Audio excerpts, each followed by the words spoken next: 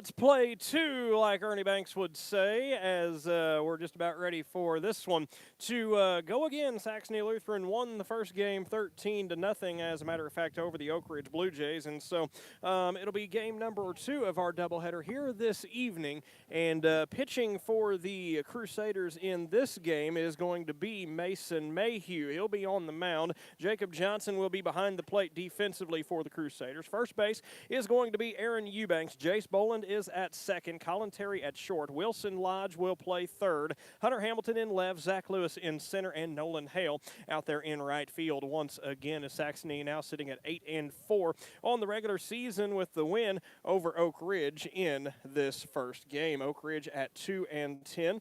And I'm still writing out their defensive players here for game number 2, as Coach Bob Freese going with a couple of different guys here in the lineup, getting some of his reserves some innings here this evening. So as soon as I get them all written down, we will relay those to you. Defensively for the Blue Jays here, it's going to be on the mound Tyler Bishop. He played short back in the first game. And behind the plate for Oakridge today is going to be Grant Meyer. First base, Logan DeWitt here in a switch. Cohen Haas will play second. Job Saxey is at short.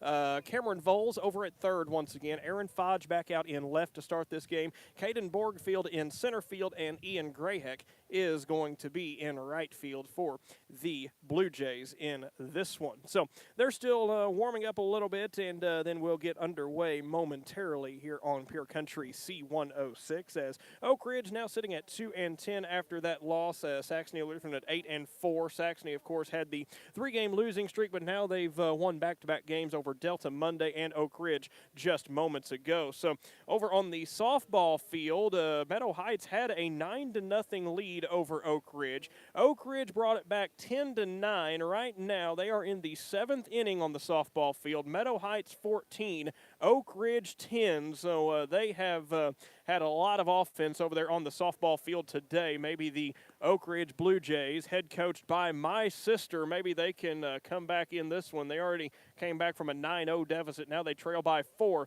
in what looks like the 7th inning, and they do have 2 outs on them, and they are batting now. So they are in the bottom of the 7th over there, trailing by 4 and trying to get a win for the Blue Jays softball team. They're struggling a little bit themselves, and softball as well as here at baseball in this particular spring season for Oakridge. But already 2 wins this year. They defeated Delta twice in the baseball field. And like I said, that's their only 2 victories are over Delta. But last year, well, this Oakridge team failed to win a baseball game, and they weren't really all that close in a lot of them as I looked at their scores on Amisha earlier today, getting ready for this one. Last season, they got blown out a ton. And like I said, so far, they've got 2 wins over Delta, 3-1 and 5-4. They lost to Charleston yesterday, actually. So this is a team that is trying to play a lot of games this week. 2 games this evening after a loss yesterday to Charleston. They have a game scheduled for St. Paul Lutheran tomorrow. So they're trying to play 4 games in 3 days, and that's really going to play foul with their pitching staff. On the mound to start this game number 2 is going to be Tyler Bishop, and you figure he's probably one of their better athletes, as he was at shortstop for them in game number 1 here of the doubleheader. And Jace Boland's going to lead off against him here for the Crusaders. And he'll dig in momentarily as we get set for game number 2 here on C106 this evening. And finish writing out the substitutions here for Oakridge in my book, as Jace Boland will dig in momentarily against Tyler Bishop on the mound. Boland hits one to the third baseman, Voles. This game is underway. Voles throws out the speedy Jace Boland, and he is retired for out number 1 here in the first. And new game and new life here maybe for these Oakridge Blue Jays. Now batting again in the 2-spot, Colin Terry. Couple of hits in the game earlier. And is looking to extend a 7-game hit streak. Hits one a mile high, deep to right field. That one's going to be up against the wall. Extra bases for Colin Terry, an 8-game hit streak as Terry continues to demolish the baseball. A double for Colin Terry, stand-up variety. 8-game hitting streak now. Give him an extra base hit. He had 2 hits in the first game. And just a guy that is, I've never seen a guy go on a streak like this. He's probably batting over 600 in his last 8 games now. He was batting .571 in his last 6 coming into the day. Had 2 hits in game 1. Now a double here. Likely to be batting well over 600, as a matter of fact. And batting now is Zach Lewis. The home run at Kappa Hall against Delta on Monday. Big cut and swings through strike number 1. Delivered by Tyler Bishop.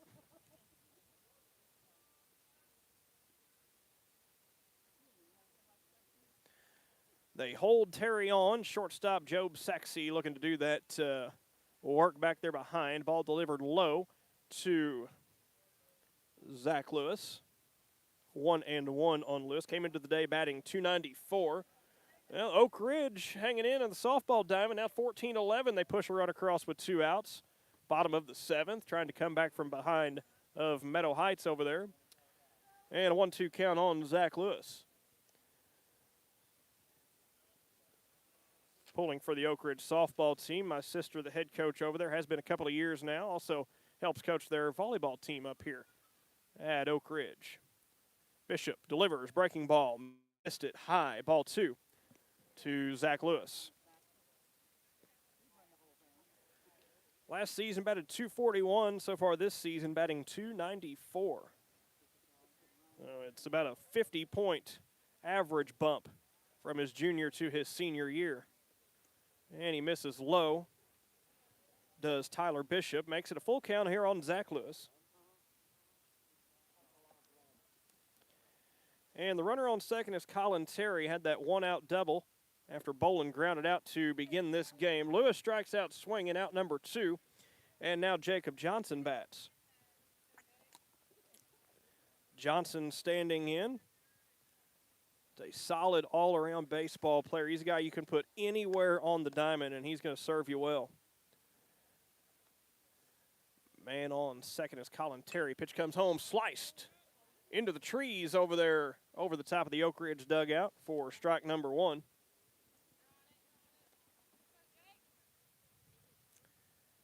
And Tyler Bishop. I mentioned earlier, saw Bishop play basketball at the Christmas tournament early this year. Back in December, I guess, late last year, if you want to be official about it.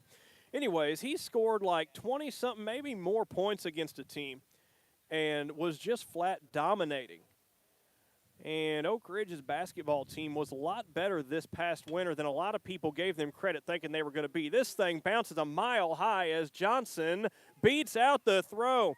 He grounded it right up the middle, but it bounced way high in the air, gave him a lot of time to scurry down the line. That's an infield single for Jacob Johnson, and Colin Terry advances to third base. And first and third now for Hunter Hamilton. A couple of big swings for Hamilton in game number 1. Shot a couple of balls foul. Had an RBI single, scored a run, also walked. Struck out once in the first game of the doubleheader. And he bats from the left side with 2 outs, first and third in the top of the first here. Hits this one out of play. And it bounces in between, in the middle of the parking lot there. And one of them got it on the bounce there. So not a direct hit. It wasn't either. I was looking. I can see my truck from here. I'll know if it gets hit. I parked in kind of a precarious position here at Oakridge, but I didn't want to walk up the hill or down the hill with all of my equipment, so I parked closer than I would have liked to as Jacob Johnson steals second. And it's 0-2 on Hamilton after the foul ball, then a pitch taken for a strike. So 0-2, 2 men on base, both in scoring position. For Hunter Hamilton, came into the day batting .357, second on the team. Swings, misses, and strikes out there. And Strands, 2 men in scoring position do the Crusaders. They get the one-out double by Colin Terry, and he is stranded. It'll be Oakridge to bat in the bottom of the first inning. Cohen Haas leads it off, then Aaron Fodge, then Tyler Bishop after this on C106. Home insurance is not something you should take lightly. Put your trust in Tim Koenig at Arnsberg Farmers Mutual Insurance Company. He's there to offer you quality insurance over a 7-county region, including Cape Girardeau, Perry, Bollinger, Scott, St. Genevieve, St. Francis, and Madison counties. You'll receive top-notch coverage for your home or farm. Tim is a part of a locally managed mutual insurance company, so you'll always get hometown service. Call Tim Koenig at Arnsberg Farmers Mutual Insurance Company today, 573-547-7294. That's 573-547-7294. When it comes to taking out a loan, you need a team you can trust, a local community bank you can depend on. At First State Community Bank, we are that team. We're local people making local lending decisions. Whether it's buying a home, a piece of land, or even a new car, you can rest easy knowing all decisions are made in the communities we live and work in. Hi, I'm Marvin Adams, President, First State Community Bank in Cape Girardeau, Missouri. See our team today to get started. First State Community Bank, success starts here, member FDIC, equal housing lender, bank NMLS number 412605. Hi, I'm Allison Sanders of Farmers Insurance. As your local farmers agent in Advance, I help customers like you identify the insurance coverage that best fits your needs. This process is straightforward and personalized to help make you smarter about insurance. I have the knowledge and experience to help you better understand your coverage options, whether that's auto, home, renters, business insurance, and more. Give me a call at 573-722-5338, and I'll be happy to answer any questions you might have. We are farmers. Bum, bum, bum, bum, bum, bum.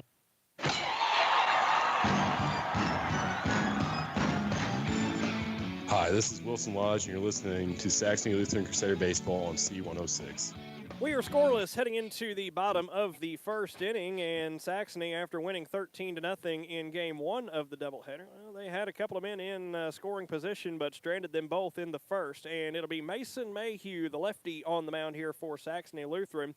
His stat line, he is 2-0 on the mound with a 2.86 ERA. He has pitched 14 2/3, 13 strikeouts, 6 walks, has given up 7 runs on 18 hits. Opponents bat almost 300. They bat 295 so far this season against Mason Mayhew. And the softball game has came to its conclusion over there. Meadow Heights defeats Oakridge 14-11. In a game that Oakridge trailed 9-0 early, came clawing back into it. It was 10-9 at one point I saw. But Meadow Heights gets the win 14-11 on the softball field. Leading off for Oakridge, let's run through their lineup because they've got some new men in this game that we didn't see last time. Cohen Haas leads it off. He's at second base here in this one. Aaron Fodge bats second. Tyler Bishop bats third. Cameron Voles in the cleanup spot. Then it's Caden Borgfield, Logan DeWitt, Job Saxey, Grant Meyer, and Ian Grayheck will round it out for Oakridge. Mayhew, first pitch, breaking ball, and it's a beauty to Cohen Haas for strike one. Mayhew's got a really effective curveball. And being a lefty, it's a arm angle and a slot and all of that a lot of guys aren't used to seeing. It comes back, another breaking pitch, missed that one away, ball one. To Cohen Haas, we saw Haas in relief of Garrett Seaball for the Blue Jays in Game 1 on the mound. Finished that game out. He takes strike two, low in the zone, delivered by Mayhew. Mayhew with that 2.86 ERA and 13 strikeouts on 14 2/3. He's not a guy that strikes a lot of batters out, but he gets Cohen Haas swinging that time. It was dropped by Johnson behind the plate. He fires down and out is Cohen Haas for number one here in the bottom of the first. Now Aaron Fodge will bat. Mayhew not a guy that strikes a lot of men out and really relies on the defense behind him. He does have those 18 walks, which is a really high number. Got the win up at Fredericktown in Game 2 of that doubleheader, and he comes into this doubleheader, Game 2, and he delivers another curveball to Aaron Fodge, makes it 0-1 as Fodge offered and could not make contact. Aaron Eubanks gets a start at first base. Drew Haas will DH for him today. There's a grounder as Colin Terry, a backhand play, throws to first and out. Oh, my! Colin Terry showing off over there at shortstop. Heck of a play by the shortstop, Colin Terry. A backhand grab, kind of went to a knee, fired the throw over, and Eubanks picks it out of the dirt. And Fodge is retired. Flashing the leather is Colin Terry. That's out number 2 here in the first. Big-time play. Had an error in game 1, comes back with that. I believe Coach Sander will forget about that error after seeing a play like that. Now batting is Tyler Bishop, and this one hits off of the handle of his bat, and he's thrown out at first as Mayhew comes down the third baseline, picks it up, and throws out Tyler Bishop on a check swing, but it goes off of his handle underneath of his hands. I have seen it all this season. We move to the top of the second inning. Saxony Lutheran will bat with Drew Haas, Wilson Lodge, Nolan Hale after this on C106. Atlas Molded Products specializes in the development and manufacture of innovative high-performance molded polystyrene for a variety of applications: architectural, roof, wall, and below grade, geofoam lightweight fill, protective packaging, cold chain packaging, OEM components, and lost foam. Atlas has grown from a single asphalt shingle manufacturing facility to 36 facilities in North America with worldwide product distribution. For more information, please visit www.atlasroofing.com. Have you ever noticed your muffler being noisy? If so, you need to call Travis at Jackson Muffler, where you can get friendly service. Travis has been in the business since 1987, and he does everything from classic cars to new modern vehicles, complete exhaust systems to minor exhaust repairs. Jackson Muffler is there to keep your vehicle on the road now and in the future. They also provide welding services for any other projects you may have. Call Travis at Jackson Muffler. Their number is 573-243-9345, or go on by Monday through Friday at 123 South Hope Street in Jackson. Cape Glass and Tinting is a name you need to remember. For superior windshield and glass replacement, take it to Cape Glass and Tinting at 1420 Independence Street in Cape, right off West End. No matter the make or model of your vehicle, Cape Glass and Tinting will match competitive pricing on replacements. Whether it be a front windshield, back glass, side windows, it doesn't matter. Rock, chip, repair, and more too. Don't forget to call your insurance. Cape Glass and Tinting works with most insurance companies on replacements on Independence Street in Cape Girardeau and online at capeglassandtinting.com.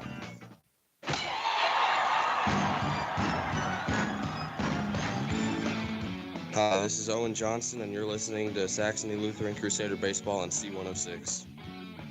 Leading off here in the second is going to be Drew Haas, the DH today. He bats in place of Aaron Eubanks, who just made a heck of a stretch play over at first. And Haas singles past the third baseman, Cameron Voles, for a leadoff hit. Here in the second inning, Drew Haas continues to have a good season offensively. Coming into the day batting .320. That'll raise now after that base hit.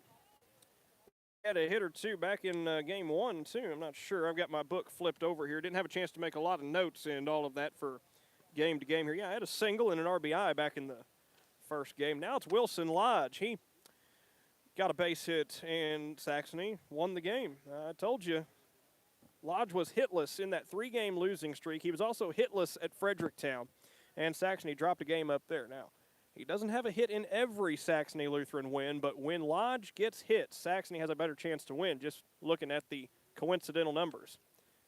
And there's another one that fouls off. That's the second time we've had a ball hit off the handle, the knob of a bat. This one goes foul. Last half inning for Oakridge's Tyler Bishop, his dribbled fair. And it's an 0-2 count here on Wilson Lodge. Lodge came over here in between games. He says, you ought to let me on the broadcast. I said, well, come on.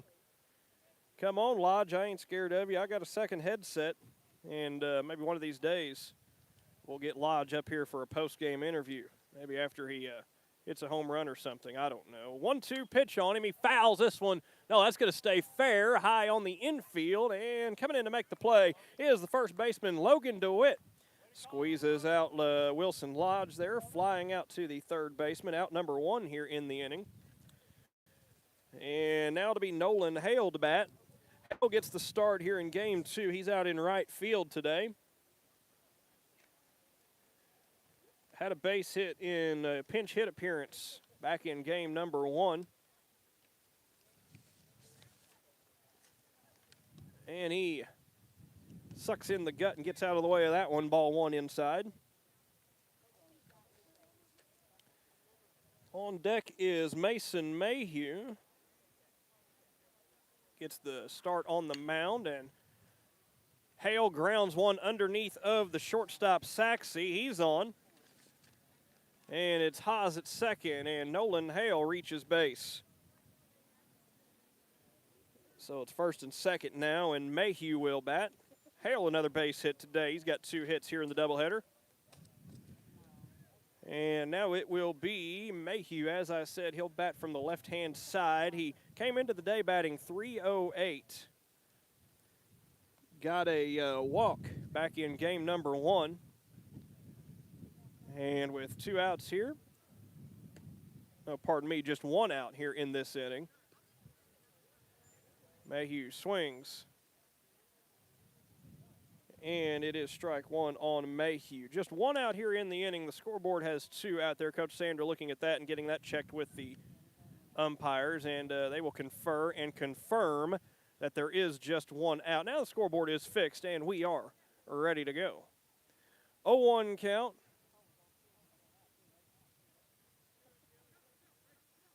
And Mayhew looking for a base hit here with 2 men on. Big hole over there on his pull side as the second baseman, Cohen Haas, holds the lead runner on. He yanks it right through that hole, just as I mentioned. And looking to come around and hold at third is Drew Haas. So it's a single for Mayhew that will load the bases for the top of the order and Jace Boland. Boland, not a ton of RBIs, just 5 of them coming into the day today. But when you're in the leadoff spot, sometimes you don't get as many RBI opportunities because you're leading off the inning to start the game. He scored 3 runs, walked, reached on an error, was hit by a pitch, stole a base, reached on a fielder's choice, and grounded out. So he was busy on the base paths in the 5-inning win. He had 5 plate appearances and scored 3 times. Courtesy runner is Carson Burke running for Mayhew. Burke caught the first game. Now he'll courtesy run here for Mason Mayhew. So he's on at first. Hale is at second. And Drew High is the lead man at first. Pitch comes home, and Boland shoots one up the middle. That gets through. That will score 1. Hale going to come around and will score as well. A play at third, and Burke comes in safely. A single for Jace Boland and 2 RBIs. And then he takes second base on the throw-in. So Haas came around to score. Nolan Hale came in to score. Carson Burke advances to third, and it's a 2-0 lead for the Crusaders here in inning number 2. And quickly, Colin Terry grounds it to the pitcher. They bring it home. It was not a force out. Now they've got Carson Burke in a pickle between third and home. Back to home. That's a throw faked back to third. Burke is tagged out. Now they've got Jace Boland off of second. He slides back in and is safe. So nice job defensively by the Oakridge Blue Jays on a grounder up the middle. Tyler Bishop brought it home to Meyer to cut off the lead runner, Carson Burke. They got him in a rundown. Boland came around behind and was over towards third. When Burke was tagged out, they had Boland kind of in no man's land. Second baseman Cohen Haas came over to guard second base. They threw in, and Boland slides back in. He was safe. Burke is tagged out for the second out of the inning between third and home. Terry is on base at first after the fielder's choice. And Boland is still at second where he began all of that action. So just like that, Zach Lewis is at the bat. He's ahead 1-0. Pitch comes home from Tyler Bishop inside, ball 2. Saxony, 2 runs here in the second and 2 outs on them. Thanks to a nice play by Tyler Bishop, gloving that ball, bringing it home, cutting off that lead man and getting him in the rundown inside to Lewis, 3-0.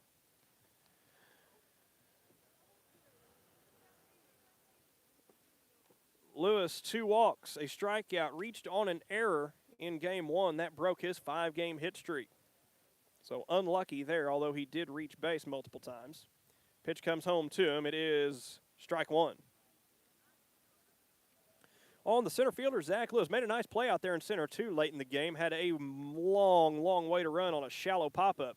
But he got there, made the basket catch, and helped his pitcher, Aaron Eubanks. Now he'll trot down to first base on a walk, and the base is again loaded. This time for Jacob Johnson. Johnson already 1 home run this season. The wind continues to blow in from left, however, which would be his pull side, not the easiest. Oakridge's field looks to be a mite smaller than Saxony's. It's tough to determine here. They don't have signs on the corners nor center field, but it looks to be a mite smaller than Saxony's. He takes strike 1 from Tyler Bishop.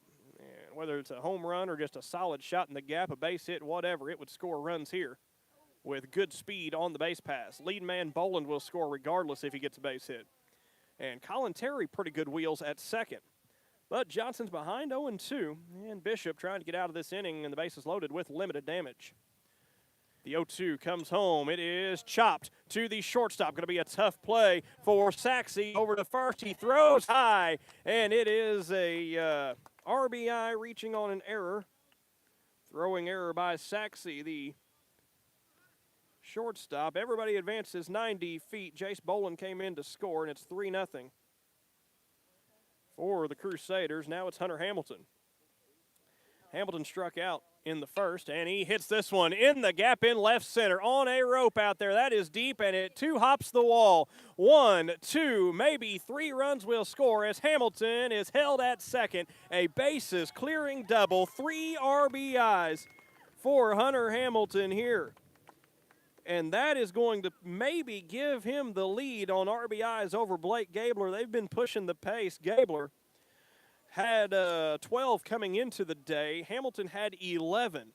Well, Hamilton just got 3 more there. And he had 1 in the first, so that makes 15 RBIs for Hunter Hamilton.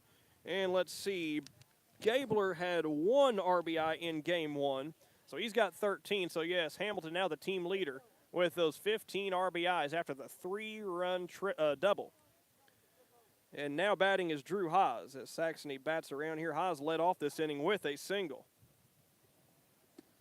And strike was the first call, then ball 1 to Haas. He's got an even count at 1-1. And 6 runs here in the second inning as Haas fouls one back to the screen, makes it 1-2. He's DHing for Eubanks here in this game. Eubanks over at first getting the start.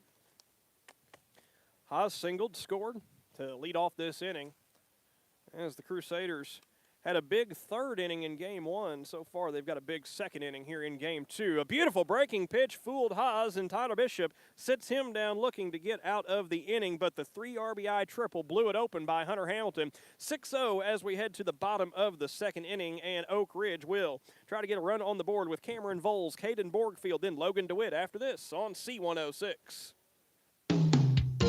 Terry Law Firm in Cape Girardeau is here to protect you and your family. You don't have to face the legal system alone. Terry Law Firm is a general practice firm serving Southeast Missouri since 2001. Terry Law Firm works with you to achieve positive outcomes and move forward with your life from personal injury, whether it be from a car accident or a slip and fall. Terry Law Firm will help get your compensation. If you're injured on the job, they'll guide you through the workman's compensation system. If you've got creditors continually knocking on your door, Terry can help you get a fresh financial start. Or if you find yourself on the wrong end of a traffic ticket, call Terry Law Firm. Protecting you and your loved ones is what they do, so that you won't be taken advantage of. Remember, you are not alone. Call for a free consultation about any of their services. 573-651-8644. That's 573-651-8644, or online at terrylawfirm.com. Protecting you from the confusing legal system, Terry Law Firm, 573-651-8644. Hi, I'm with Shane Morris here at Code Toyota in Cape Girardeau. Shane, you drive by your lot here on Seamers Drive. It looks a little bit bare. I know the market's wild and crazy. What are you doing for customers right now? One of the things that we're doing is our allocation. We're still getting 40 to 50 cars a month from Toyota. So what happens is, Matt, if you call me today and say I'm looking for a new 22 Toyota Camry or a Toyota Tundra, whatever it may be, I'll go over our inventory of what's coming in, what we were just allocated, and then we'll see if we can match that to your needs. That's awesome, Shane. So all somebody has to do is get a hold of you, and you can usually get a car for them here pretty quick. Yeah, actually, if you told me today that you were looking for a new Camry, chances are that car could be here within 30 days. If we were just allocated the car, it may take a couple months, but most of the time, you're looking at 4 to 8 weeks on any car we got coming in. Very good. How can somebody get a hold of you, Shane? You can look at our website at codetoyota.com or call any of our salespeople. All of my guys have been with us for a long, long time, so a lot of experience, and all of them could take good care of you. Code Toyota on Seamers Drive in Cape Girardeau and online, codetoyota.com.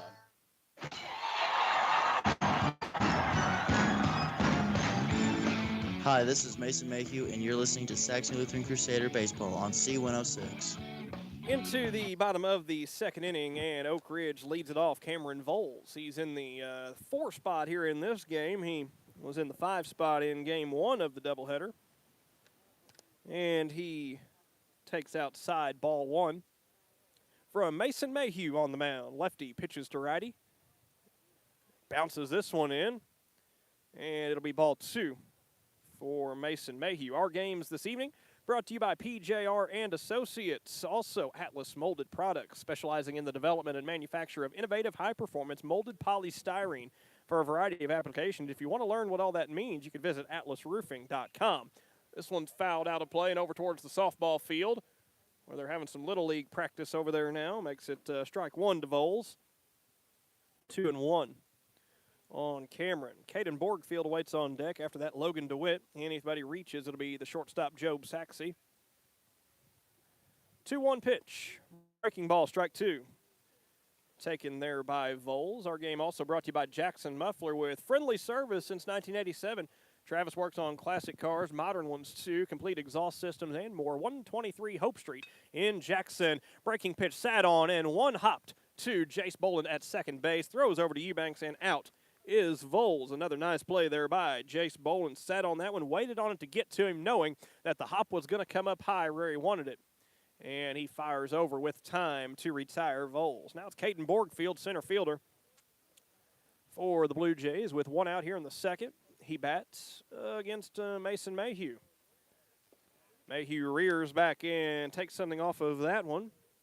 Offering at it and missing is Borgfield for strike number 1. Mayhew's next. Off-speed delivery. Low and in, ball 1. 1-1 count on Borgfield.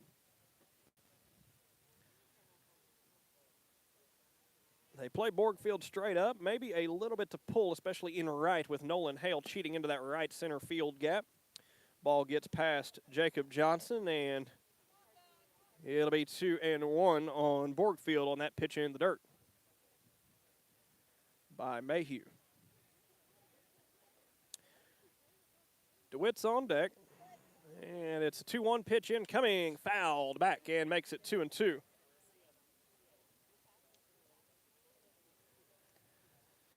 Saxony was 19-3 last year. Their pitching staff's ERA was 0.86, and they batted .291 as a team. Well, this season, the batsman batting .293, but the pitching staff's ERA 3.76, quite a lot higher than what Eli Brown, Tanner King, Will Ledur led them to on the mound. Boy, I tell you what, you've got a pitching staff that went like that. You're going to win a lot of games regardless. You could have batted 200 and won some games last year. Well, the offense was good, and the offense is carried over as Mayhew punches out Borgfield. Nice pitch that caught the inside corner for strikeout number 2 today by Mason Mayhew. Now it's Logan DeWitt. 77 strikeouts for this pitching staff in 65 innings pitched. And opponents bat .230. So, that's nothing to sneeze at, and neither is an 8-4 record. There's one. Check swinged into shallow left field. Hamilton lets it drop in front of him. And it'll be a single with 2 outs for Logan DeWitt playing first base here in game 2. He gets a base hit in his first at-bat. And the shortstop, Job Saxey, will bat. Mayhew will work around this 2-out single now. Works out of the stretch as he does exclusively, so nothing new even with a man on base. Aaron Eubanks holds him on, and Saxey swings and misses at pitch number 1. It makes it strike number 1. Job, the shortstop today in game 2, and he's behind 0-1. Waits on this one from Mayhew, swings and misses, and it's strike 2. Grant Meyer, the catcher, is on deck. If Saxey is able to reach base, get an opportunity here in the second. But Mayhew ahead 0-2.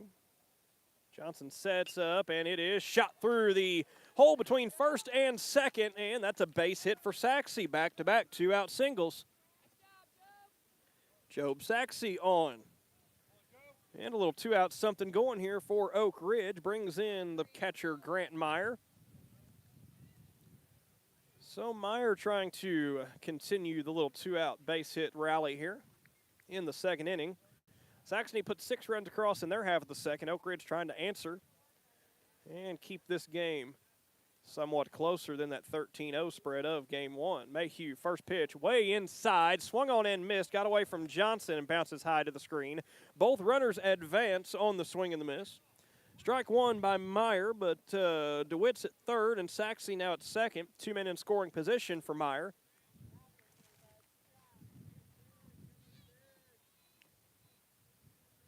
As that was a curveball offered at last time by Meyer. Next one comes home. Another breaking pitch up the middle. It touched Mayhew's glove, which redirected it and got it away from Colin Terry. It out of the air, made Terry adjust, and then Terry couldn't glove it. And so 2 runs score. That's a base hit, though. That's an infield single for Meyer. And 2 runs score. All of this done with 2 outs here for Oakridge. And now they trail at 6-2. Here in the second, Ian Grayheck will bat. Swings and misses at that one for strike 1. But Mayhew has thrown first pitch strikes already here, even with this little 2-out rally. And Oakridge batters standing in there, getting a couple of singles in a row here. Ooh, taking strike 2, outside corner. That one called on Grayheck. 0-2 pitch for Mayhew on the way. Swung on and missed, and Saxony Lutheran gets out of the inning after that single up the middle that deflected off of Mayhew's glove, and it redirected for Terry. That's how the 2 runs came around. And then Mayhew comes back and gets the strikeout to end the inning. 6-2 as we head to the top of the third, and Saxony will bat with Wilson Lodge, Nolan Hale, then Mayhew after this on C106. It's grilling time, and you won't believe the expanded grilling department at Ken's Ace Hardware. They've got a full lineup of Big Green Egg, Weber, Traeger, and the popular Blackstone griddles. They even offer free assembly and delivery on grill purchases of $3.99 and up. At Ken's Ace Hardware on East Main Street in Jackson, they've got all the accessories you need to be the grill master of the house. And you'll find your flavor in their huge spice rack. I promise you, it's the biggest one around. Ken's Ace Hardware on East Main Street in Jackson is Southeast Missouri's barbecue destination. They've also expanded their lineup of steel power tools, Ego lawn and garden equipment, and Milwaukee's full lineup too. No matter what your spring projects consist of, get started by stopping at Ken's Ace Hardware in Jackson. This is Matt with Ace Hardware in Jackson. Southeast Missouri's barbecue destination is on East Main Street in Jackson. Ace is the place with the helpful hardware, folks. Home insurance is not something you should take lightly. Put your trust in Tim Koenig at Arnsberg Farmers Mutual Insurance Company. He's there to offer you quality insurance over a 7-county region, including Cape Girardeau, Perry, Bollinger, Scott, St. Genevieve, St. Francis, and Madison counties. You'll receive top-notch coverage for your home or farm. Tim is a part of a locally managed mutual insurance company, so you'll always get hometown service. Call Tim Koenig at Arnsberg Farmers Mutual Insurance Company today, 573-547-7294. That's 573-547-7294.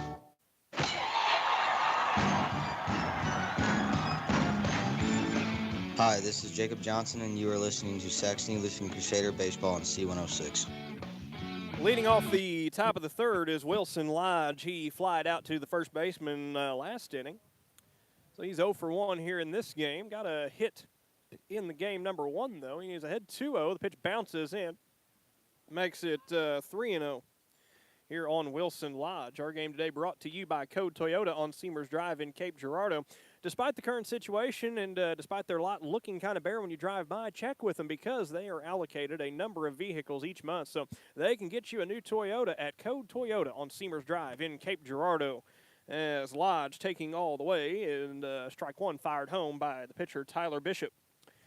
Oakridge Class 1 D3, we mentioned earlier, St. Paul Farmington, South Iron, Lesterville, Crossroads College Prep, and Eminence, all in their district. And Lodge takes a walk. He's on today for the first time here in Game 2. Now Nolan Hale to bat. Hale a single and a run scored in the second inning. So he's 1 for 1 in the game. Luckily for Oakridge in district baseball play, they are allocated with South Iron. South Iron's baseball team not nearly as strong as their basketball team. Went all the way to win Class 1 in basketball this year, did South Iron. Got to see them play in their quarterfinal when they defeated Leopold. I called that game for the Leopold Wildcats, and, well, that South Iron team, something else. One fouled out of play and just over the top of a lucky F-150 owner, and that one missed everything. And the count's going to be 1-1 on Nolan Hale. Yeah, I'll tell you right now, that South Iron basketball team, probably one of the best Class 1 teams I've seen, and that's, you know, maybe excluding Scott County Central in the days of Otto Porter. Lodge takes off for second and slides in safe under the throw. So a stolen base for Wilson Lodge. And a man in scoring position now for Nolan Hale, who's ahead 2-1. Outside of those Scott County Central dominating teams of around the years 2009, 10, 11, and 12-ish, that South Iron team, probably the best Class 1 school I've seen play basketball. Chopper to the shortstop, and Job Saxey can't make the play on that one. Nolan Hale reaches on an error. And he's on first. Lodge advances to third, so it's going to be first and third now for the pitcher, Mason Mayhew. And bats here, singled. Was courtesy ran for by Carson Burke, so he's 1 for 1 here, raised that average. Came into the day 308, 4 for 13. 7 RBIs with those 3 hits, 3 runs scored. He does have 4 walks, so he's been on base a lot, and 6 strikeouts. Calls time at the plate. Coach Sanders going to refire the signage here with the third inning. 6-2 our score. Saxony won the first game 13-0. And they jumped out to a 6-0 lead. Oakridge cobbled 2 runs together the last half. Check on the runner at first. Hale dives back in safe. And Jace Boland waits on deck after Mayhew bats here with nobody out, first and third. Here in the third at Oakridge, game 2 of the doubleheader this evening. Pitch comes home. It is strike one, outside corner. Nice pitch for Tyler Bishop on the mound. A couple of guys getting some innings here in a start for Oakridge. We didn't see Logan DeWitt in the first game. Grant Meyer behind the plate is new. Ian Grayheck in right field. Job Saxey, the shortstop. And another check on Hale, and no throw over, so count still 0-1 on Mason Mayhew. And Bishop will bring this one home after a step off. Working a little slower here is Tyler Bishop, and he wants to talk with his infielders here. Calls in his third, his shortstop, and his second baseman. Now joining the party late is Logan DeWitt from first. And they'll relay the information here, see what their first and third situational defense will be, especially if Hale takes off here. Will they throw down? And Coach Sander going to flash some signs and see what Hale does here. Lodge the runner at third. If they throw down for Hale, Hale takes off. He may try to come home. It's a pitch out, and they do not throw down to second base. So Hale scurries down the line to second base. Now runners in scoring position, a pair of them for Mason Mayhew. Already got 7 RBIs this season. Walked in the first game. Has a single here in this one and takes outside ball. Number 2. 2-1 count on 24 Mayhew. Last season, Mayhew only 3 at-bats. He was 2 for 3, however, with those at-bats. Scored 2 runs. And he swings and misses at that one, 2-2 count on the pitcher Mayhew. Nobody out here in the third. Crusaders threatening again. Lodge the leadoff walk, then Nolan Hale reached on an error. And they are at second and third now. Bishop brings it home. Curveball sat on and driven into shallow right field. That's going to score 1, and it will maybe score 2. Hale's going to come on in and score, and Mayhew's going to end up at second base as the throw coming in gets away. So a RBI single for Mayhew. He runs his way down to second base after the throw comes in, and Hale scores from second. Lodge in from third. And back to an 8-2 6-run lead here for the Crusaders. Now Jace Bolin with nobody out and a man on second. Carson Burke courtesy runs, pardon me. And the ball gets away from the catcher Meyer. Burke comes sliding headfirst into third base. He's safe. And so another stolen base. This is Burke running for Mayhew for the second time today. Man on third, 90 feet away for Jace Bolin with a 8-2 lead here in the third. Bishop brings it home. Strike 1. Evens it 1-1 on Jace Bolin. Bishop working out of the stretch, and when he comes set and then goes into his motion, he kind of bounces up on his toes a little bit and then brings the pitch home, getting every little bit of momentum out of his long, lanky frame that he can to bring that pitch home. And it's 2-1 on him with Boland in the box. And Boland grounds 1 to Voles, takes a high hop at third. Run will score, and over to first and out is Boland. So gets an RBI on a ground out as Boland becomes the first out here of the inning. Burke scores from third, courtesy running in Mayhew's position. Grounder to Cameron Voles. He's been busy over there. That's the second time he has retired. Boland here in the second game of the doubleheader. But it's a 9-2 lead, and here's Colin Terry to bat. And he gets another base hit. Is anybody going to be able to stop Colin Terry? I don't know. Another base hit. That's his 4th hit of the day in 2 games. In an 8-game hitting streak, he might be batting .700 in his last 8 games, and I'm not exaggerating. Came into the day 12 for 21 in his last 6. He was, he was 2 for 4 in the first game, 500. So that's actually going to lower the average. But 2 for 3 here. We'll raise it again. Now he takes off for second base and add a stolen base to Terry's line. So today, Colin Terry is 4 for 7. So he may not be batting .700, but in his last 8 games. But he is absolutely murdering the baseball right now in the box. Here's one, given a good punch out into right center field by Zach Lewis. That's going to short hop the wall. Terry's going to try to come around and score. Lewis is on at second with an RBI double. And this middle portion of the lineup for Saxony Lutheran, not only today, but in their last, 5 games or so, everybody's hitting the ball, and they're not just hitting the ball, they're hitting the ball hard. Lewis, an RBI double. Give him another double on the season.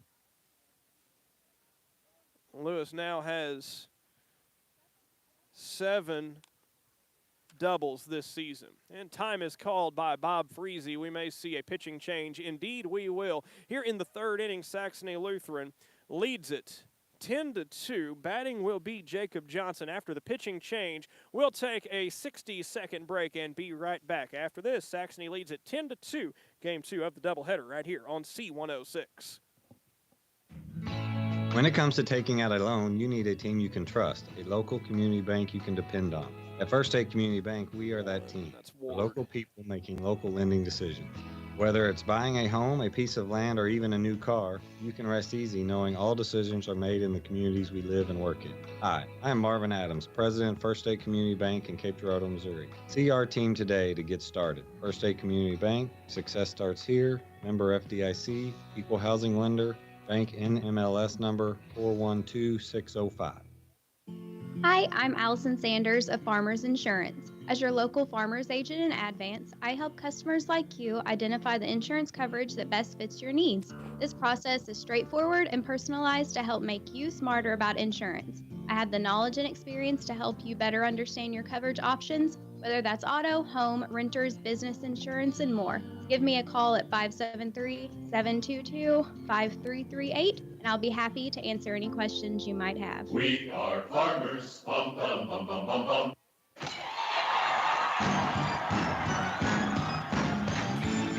Hi, this is Jace Bowen, and you're listening to Saxony Lutheran Crusader Baseball on C106. Taking over on the mound here is going to be Justin Ward for the Oakridge Blue Jays as he enters the game for the pitcher Tyler Bishop. Justin Ward enters, and I believe he takes the place of Bishop in the lineup, as I don't see Bishop out there on the field at this point in time. So it is Ward in for Bishop in the pitcher's spot and number 3 in the batting lineup. But it's Saxony Lutheran now, piling on 4 more runs here in this third inning with just 1 out. And batting is going to be Jacob Johnson. Single, reached on an error, scored a run so far today. Man on second is Zach Lewis, and strike 1 delivered to Jacob Johnson. Jacob Johnson going to sign his letter to play at Rockhurst College. Going to do that tomorrow afternoon at Saxony High School. Ball outside, 1-1 to Jacob. He'll be a catcher for Rockhurst, Division II school in Kansas City. Joining Hunter Hamilton, who's going on to McKendree. Also Colin Terry going on to McKendree. And if he had not dropped the bat head on that one, we might have seen a play like Colin Terry did Monday at Kappa Hall, as that ball was up behind his head. It's a 2-1 count on Johnson. Lead by Zach Lewis at second, and he shoots one right to the second baseman. Cohen Haas dropped it at first, picks it up, and out is Johnson. So Haas staying with the play, gets Johnson for the second out of the inning. Lewis advances to third, and Hunter Hamilton will bat. 10-2 the lead for Saxony Lutheran, top of the third inning. 2 outs. And Justin Ward enters the game, gets the ground out there. Now trying to finish off this third and get Oakridge back at the bat. Drew Haas waits on deck. Pitch comes home to Hamilton way outside, ball 1.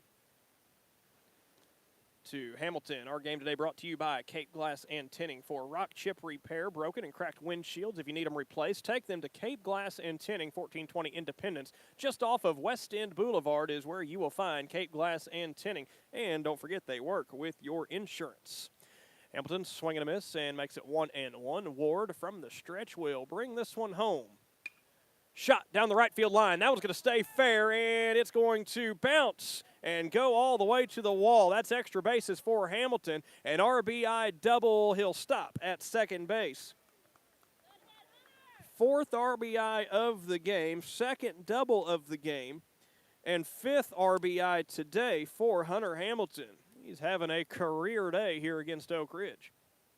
11-2 now the lead as Zach Lewis came down to score. As Hamilton passed up Blake Gabler on that 3 RBI double for the team lead. Now he's got 16 RBIs this season. And this the 13th game of the year. Now Drew Haas chops at one and fouls it out of play. And it is strike 1 to Drew Haas. DHing here for Aaron Eubanks. Haas got the win in game 1 on the mound. pitched effectively, as he has been known to do. Still amazed at that game he threw down at East Prairie. He first varsity start on the mound and just played a really good game against a solid East Prairie squad. Then he took it on the chin quite literally against Delta, diving back in on a pickoff throw to him at first base. Short hopped and got him on the jaw, got a couple of stitches, I was told. They took him to the hospital after that game, and he's okay, though. Got the win on the mound. He's a tough guy, competitor. Wanted to get back out there even after taking that when he was bleeding profusely, they said. And he wanted to stay in the game, but golfs this one back to me. And it's now 1-2 on Drew Haas. No relation, I was told, to the Haas bunch up here at Oakridge. There's a ton of Haases around this area. I was talking to one of my friends, Cody Haas, earlier. The unofficial mayor of Daisy. He's running for re-election this year, so if you're in Daisy, you vote for Cody Haas for mayor if you're in that particular precinct. Another foul ball here by Drew Haas, not the politician of the Haas last name. 1-2 on him, 2 outs in the third. Saxony, a man on second, is Hunter Hamilton. And Justin Ward trying to get out of this third inning high with that one, makes it 2-2. Wilson Lodge on deck. He reached base and stole a base last time, came around to score. He walked in his last plate appearance. Pitch comes home. Haas sets on this one, shoots it into left field. That will drop for a base hit. And Hunter Hamilton is going to come around and try to score. Throw comes in up the first base line. Haas going down to second. The ball hits him on his way there and caroms to the shortstop. So, boy, Haas just getting beat up the last couple of games with baseballs coming at him. Another run scores, an RBI single for Drew Haas. He advances to second on the throw that came home as Hamilton came around to score the 12th run of this game, make it 12-2. Saxony on top of Oakridge. Now Wilson Lodge will bat here. Led off this inning with that walk. Stole a base, came around to score. Haas is out there at second. 6 runs already across here in this third inning for the Crusaders. 2 outs. The pitch comes home. Strike one fired by Justin Ward. And Lodge digs in, trailing 0-1. Pitch comes home. He dribbles this one past the glove of the pitcher Ward to the shortstop Saxey. Over to first and out is Wilson Lodge. Nice play there by Saxey, getting the slow roller that just got past Ward, and grounding out is Wilson Lodge to end that inning. Moving to the fourth. Oakridge trails at 12. No, I'm sorry. It'll be bottom of the third. Pardon me. Oakridge trails at 12-2, and they will have top of their order Cohen Haas, Aaron Fodge, then Justin Ward up after this on C106. When it comes to taking out a loan, you need a team you can trust, a local community bank you can depend on. At First State Community Bank, we are that team. We're local people making local lending decisions. Whether it's buying a home, a piece of land, or even a new car, you can rest easy knowing all decisions are made in the communities we live and work in. Hi, I am Marvin Adams, President of First State Community Bank in Cape Girardeau, Missouri. See our team today to get started. First State Community Bank, success starts here. Member FDIC, equal housing lender, bank NMLS number 412605. Atlas Molded Products specializes in the development and manufacture of innovative high-performance molded polystyrene for a variety of applications: architectural, roof, wall, and below grade, geofoam lightweight fill, protective packaging, cold chain packaging, OEM components, and lost foam. Atlas has grown from a single asphalt shingle manufacturing facility to 36 facilities in North America with worldwide product distribution. For more information, please visit www.atlasroofing.com. Have you ever noticed your muffler being noisy? If so, you need to call Travis at Jackson Muffler, where you can get friendly service. Travis has been in the business since 1987, and he does everything from classic cars to new modern vehicles, complete exhaust systems to minor exhaust repairs. Jackson Muffler is there to keep your vehicle on the road now and in the future. They also provide welding services for any other projects you may have. Call Travis at Jackson Muffler. Their number is 573-243-9345, or go on by Monday through Friday at 123 South Hope Street in Jackson.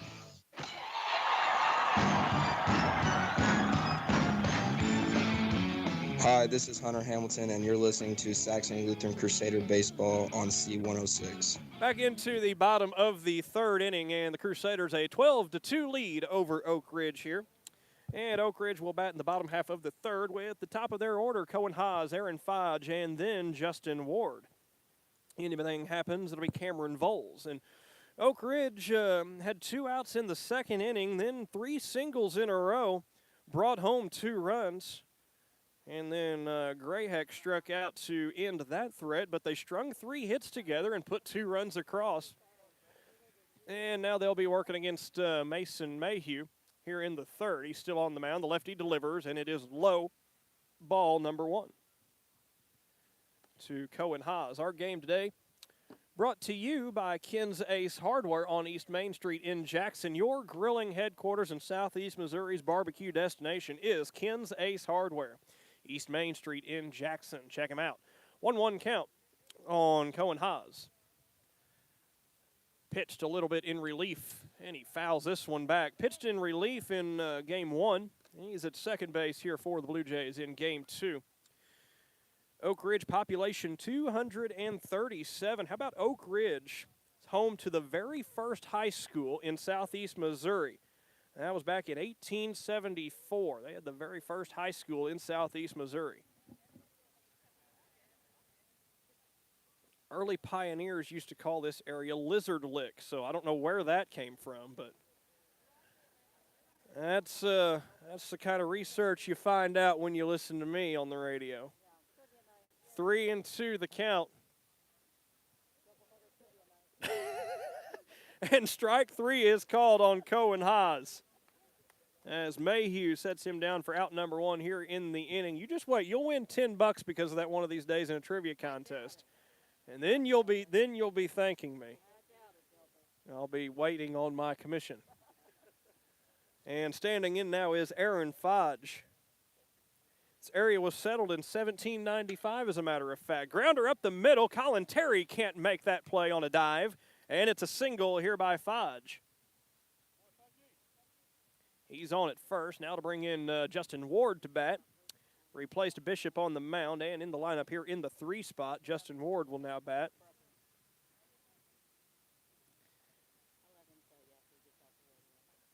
That's all the history I have about the area of Oakridge. In the Delta game at Kappa Hall the other night, I was talking about how the town of Delta had the railroad before Cape Girardeau. Did you know that? I did hear you say that. No, I did not. Lewis Houck brought rail to Cape Girardeau. He started at Delta and worked his way back. The sprawling metropolis of Delta back in the 1880s had rail before Cape Girardeau. Of course, Cape had the river, so they were doing all right. Inside and low to Justin Ward. It's 1-1.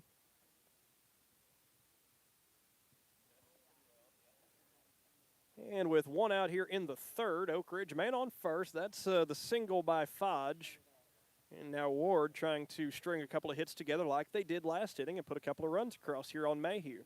Mayhew's going to check on Fodge, and he's back in. Tag applied by Eubanks. Our game today brought to you by Tim Koenig, your Farmers Mutual Insurance agent up there around Frona and all surrounding communities and counties. He can help you out. Tim Koenig, get in touch with him today. Arnsburg Farmers Mutual Insurance agent. Tim Koenig is ready to help you out. It is 2-1 on Justin Ward. Pitch comes home from Mayhew. A little inside-out swing, pops it high on the infield, and Colin Terry makes the catch out behind the second base bag for the second out of the inning. Now it's Cameron Voles to bat one more time. Oakridge, as I said, been struggling. They last won the district in 2018. They did it with an 8-16 record. It's Class 1 District 3 with folks like South Iron, Eminence, Lesterville. Is not exactly one of the strongest districts in baseball. I think maybe South Iron has the best record right now, neighborhood of 500 or so. As I was looking up this district earlier today, Vols shoots one, and that's a single into right field. It's like Fodge is going to hold at second base. And so Vols is on with a single. That advances Fodge down to second base. And now with two men on, it'll be Caden Borgfield, center fielder. And just like back in the second, 2 outs and a couple of singles here, and Oakridge has a chance to push runs across here in game 2 of the doubleheader, working against Mason Mayhew. Although the Crusaders do have a 12-2 lead, and Mayhew backs Borgfield off. Borgfield offers at the curveball and swings through it for strike one. Done some improvements here at Oakridge in the baseball and softball facilities, and they have lights installed in recent years, and these are the LED. They don't have the big globe-looking lights up there on the pole. They've just got like panels, LED lights here, so they don't have them turned on yet. Sun's still shining off to the west here, but when they come on, I'd say it will be extremely bright. And the 0-2 pitch coming home to Borgfield. Swung on and shot deep into left center field. Running is Zach Lewis. That one short hops the wall. That's going to be extra bases for Borgfield. And 1 run will score. Maybe a play at the plate. Terry, his throw was picked off by Aaron Eubanks, and it was a bullet. I think Saxony had a chance on that second man, but Eubanks cut off the throw.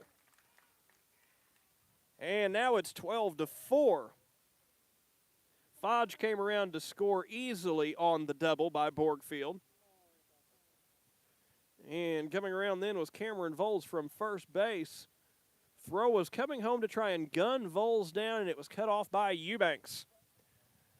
From Colin Terry, the cutoff man, and he fired a shot. Terry's got a great arm that maybe would have been able to gun down Voles there, but instead it's a 2-out, 2 RBI double and a 12-4 score. And Mayhew, ball 1 to Logan DeWitt. DeWitt had a single, scored a run back in the second, and he's up there again with 2 outs. And Oakridge has a couple of little 2-out rallies here in back-to-back innings, and DeWitt offers it that one, strikes, swinging through it. And pardon me, the count 0-2. On Logan DeWitt. That first pitch also called a strike that I was misinformed about. Reaching for that breaking ball outside. Strike 3 on Logan DeWitt. So Mayhew gets the strikeout to end that inning. Now we move to the 4th inning. Saxony leads it 12-4, and we'll lead off with Nolan Hale, then Mason Mayhew, then top of the order Jace Boland after this on C106. Hi, I'm Allison Sanders of Farmers Insurance. As your local farmers agent in Advance, I help customers like you identify the insurance coverage that best fits your needs. This process is straightforward and personalized to help make you smarter about insurance. I have the knowledge and experience to help you better understand your coverage options, whether that's auto, home, renters, business insurance, and more. Give me a call at 573-722-5338, and I'll be happy to answer any questions you might have. We are farmers. Bum, bum, bum, bum, bum, bum. Cape Glass and Tinting is a name you need to remember. For superior windshield and glass replacement, take it to Cape Glass and Tinting at 1420 Independence Street in Cape, right off West End. No matter the make or model of your vehicle, Cape Glass and Tinting will match competitive pricing on replacements. Whether it be a front windshield, back glass, side windows, it doesn't matter. Rock chip repair and more too. Don't forget to call your insurance. Cape Glass and Tinting works with most insurance companies on replacements on Independence Street in Cape Girardeau and online at capeglassandtinting.com. Hi, this is Shane Morris, General Manager at Code Toyota on Seamers Drive in Cape Girardeau. When you need regular maintenance on your vehicle, call our service department for top-notch service and repair. You can even schedule online at codetoyota.com. While you're here, check out our new and used inventory. We also are looking for top quality trade-ins, so if you have a vehicle that you're considering trading in or just selling, please bring it by. We'll be happy to make you an offer on it. Come see us at Code Toyota on Seamers Drive in Cape Girardeau or online at codetoyota.com.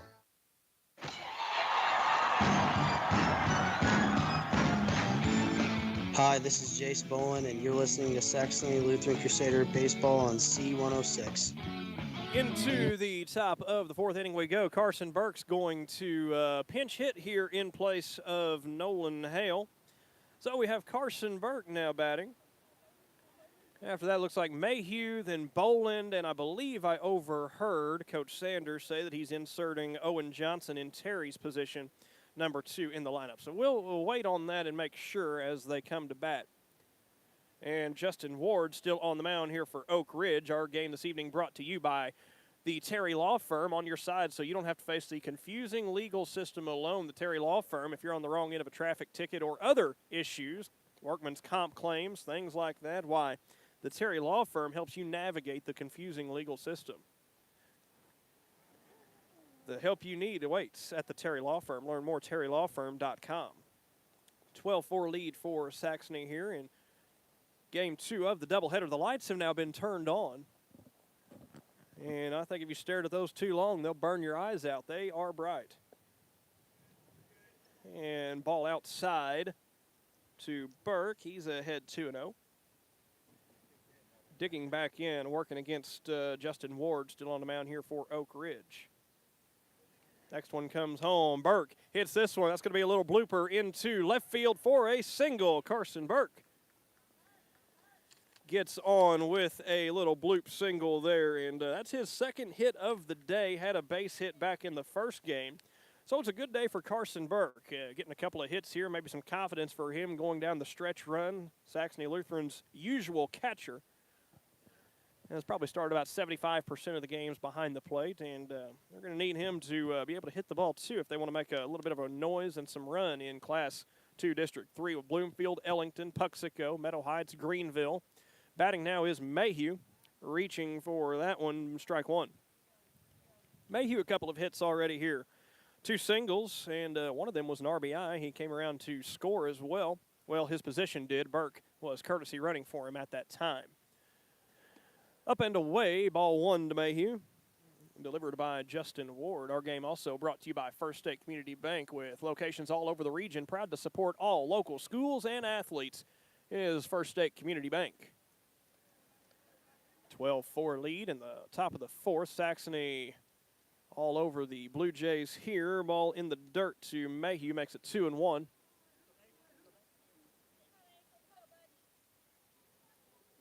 Oakridge and Saxony played 3 times last year. Saxony won all of those by 10-plus runs. Mayhew pulls one foul down the right field line. It caroms out into a fair play, so they'll have to retrieve that one and get it back in. 2-2 count now on Mayhew. A couple of hits today. As I said, got the RBI in his last at-bat. Guy that has produced kind of a spot starter here and there. Has DH'd a couple of times, and when he's been in the lineup, he usually gets base hits, takes up and away. Ball 3, full count. On Mason Mayhew, came into the day batting .308. And was 4 for 13, but a couple of base hits here. That's going to raise quite a bit. Full count pitch. Burke takes off. This one's hit a mile high and pulled foul down the right field line. That one cleared the fence, but it was foul by about 2 sections of fence. Barreled it up, was just way out in front of that one by Ward. So it'll still be 3-2. Mayhew pulls it over the fence, but foul. Like I said, this field seems to be a touch smaller than Saxony's home field. Hard for me to determine and say, though, for absolutely sure.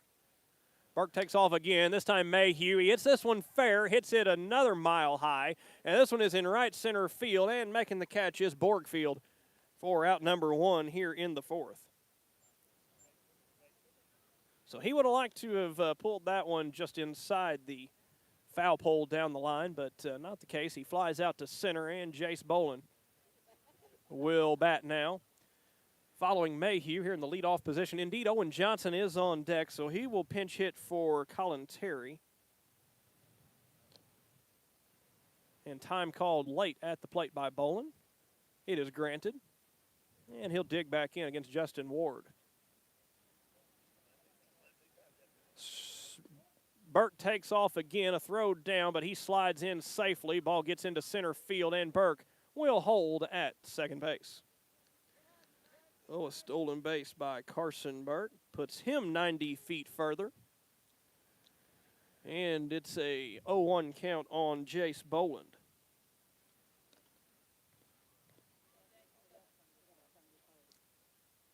(12-4) the lead. Saxony looking to add more here and maybe shorten this game up a touch. Boland with one out and a man in scoring position. That's Burke with good speed. He takes ball one, and Ward going to bring the next pitch home to Boland. Here it comes. Inside corner, nice pitch by Ward. Froze Boland, makes it 1-2. Owen Johnson on deck. He, believe, got a base hit in the last game. No, he grounded into a fielder's choice, also grounded out. Did Owen Johnson. There's one shot up the middle, but it's a nice play picked up by Job Saxey and over to first and out. Burke advances to third, but Job Saxey, a nice play there at short to get Jace Boland out for the second of the inning. And Owen Johnson will bat. Blake Gabler on deck in place of Zach Lewis. So Johnson now an RBI opportunity with a man on third base. That's Carson Burke 90 feet away. 2 outs here. 12-4 lead for Saxony Lutheran. Ward brings the pitch home. Strike one called at the letters by Justin Ward. 0-1 count, 2 outs. 4th inning, Saxony has a grounder shot foul down the third base line and out of play by Owen Johnson, way out in front again of Ward. Makes it 0-2 on Owen Johnson. And Gabler on deck. He'll bat if Johnson is able to reach base here. Johnson stands tall in the right-hand batter's box, takes the 0-2 pitch into the 5-6 hole, an RBI single by Owen Johnson. That scores Carson Burke. And Coach Paul Sander likes that. He shouts encouragement out there to Owen Johnson. Now it is 13-4. And batting is Blake Gabler in place of Zach Lewis. Gabler started in right field for game 1. And he comes in a pinch hit spot here in game 2. Fouls one back for strike one. All over that pitch there by Ward. And he's behind 0-1. Came into the day with the team lead in RBIs, but Hunter Hamilton has passed him up with a big, big day in both of these games. There's our shot into center field by Blake Gabler, and a ranging back over the shoulder catch made by Caden Borgfield. Nice play by the center fielder out there to retire Gabler and move us to the bottom of the 4th. It's 13-4. Saxony is on top. Job Saxey will bat for Oakridge, then Grant Meyer, then Ian Grayheck after this on C106. Terry Law Firm in Cape Girardeau is here to protect you and your family. You don't have to face the legal system alone. Terry Law Firm is a general practice firm serving Southeast Missouri since 2001. Terry Law Firm works with you to achieve positive outcomes and move forward with your life from personal injury, whether it be from a car accident or a slip and fall. Terry Law Firm will help get your compensation. If you're injured on the job, they'll guide you through the workman's compensation system. If you've got creditors continually knocking on your door, Terry can help you get a fresh financial start. Or if you find yourself on the wrong end of a traffic ticket, call Terry Law Firm. Protecting you and your loved ones is what they do, so that you won't be taken advantage of. Remember, you are not alone. Call for a free consultation about any of their services. 573-651-8644. That's 573-651-8644, or online at terrylawfirm.com. Protecting you from the confusing legal system, Terry Law Firm, 573-651-8644.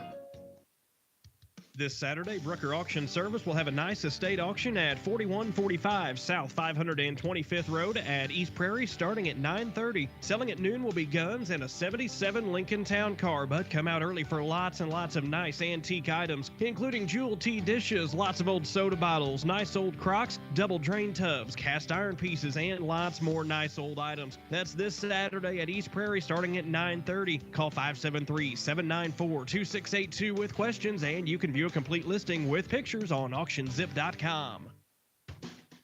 Home insurance is not something you should take lightly. Put your trust in Tim Koenig at Arnsberg Farmers Mutual Insurance Company. He's there to offer you quality insurance over a 7-county region, including Cape Girardeau, Perry, Bollinger, Scott, St. Genevieve, St. Francis, and Madison counties. You'll receive top-notch coverage for your home or farm. Tim is a part of a locally managed mutual insurance company, so you'll always get hometown service. Call Tim Koenig at Arnsberg Farmers Mutual Insurance Company today, 573-547-7294. That's 573-547-7294.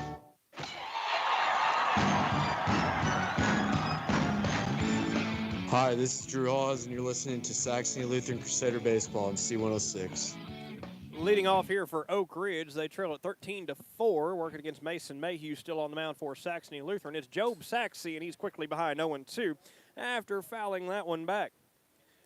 Our game today brought to you by also Allison Sanders, your Farmers Mutual Insurance agent in Advance, helping customers identify insurance coverage that best fits your needs with Allison Sanders in Advance.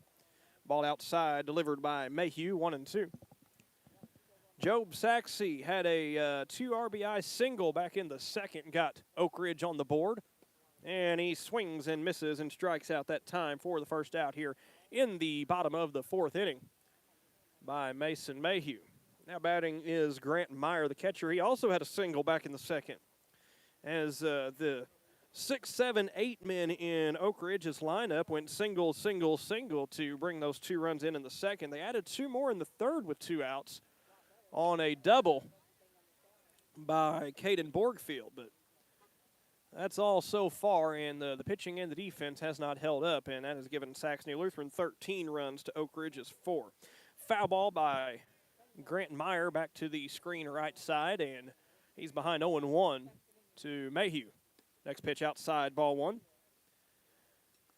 by the lefty Mayhew here. Mayhew kind of slides in as Saxony's number 2. He got the start in game 2 up at Fredericktown. You got Colin Terry kind of in that mix too. Lodge, I think, is the number 1 pitcher. There's a breaking pitch on the inside half that was turned on by Borgfield, lofted into shallow left field, and the shortstop Jace Bolin makes the catch on that one. As Saxony, some defensive changes that I did not mention, as Boland is at short now. Owen Johnson is at second base. Carson Berg getting some innings out in right field, and Blake Gabler is in center. Lodge and Eubanks still on the corners here in the infield. There's one lofted, shallow right center field, and actually that one's going to hang on the infield, and Owen Johnson makes the catch on that one. So a quick 1-2-3 there for Mayhew through Oakridge's half of the fourth. And we move to the top of the fifth. Saxony, a 13-4 lead, and they will have at least positions in the lineup. Jacob Johnson, then Hunter Hamilton, then Drew Haas after this on C106.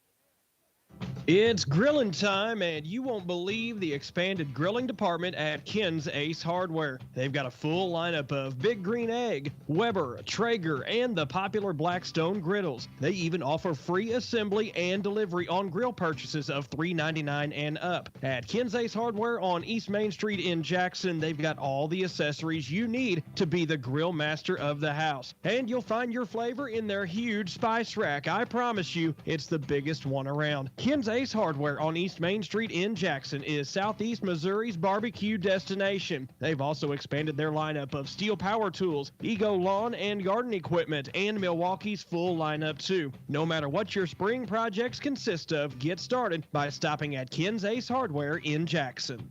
This is Matt with Ace Hardware in Jackson. Southeast Missouri's barbecue destination is on East Main Street in Jackson. Ace is the place with the helpful hardware, folks. When it comes to taking out a loan, you need a team you can trust, a local community bank you can depend on. At First State Community Bank, we are that team. We're local people making local lending decisions.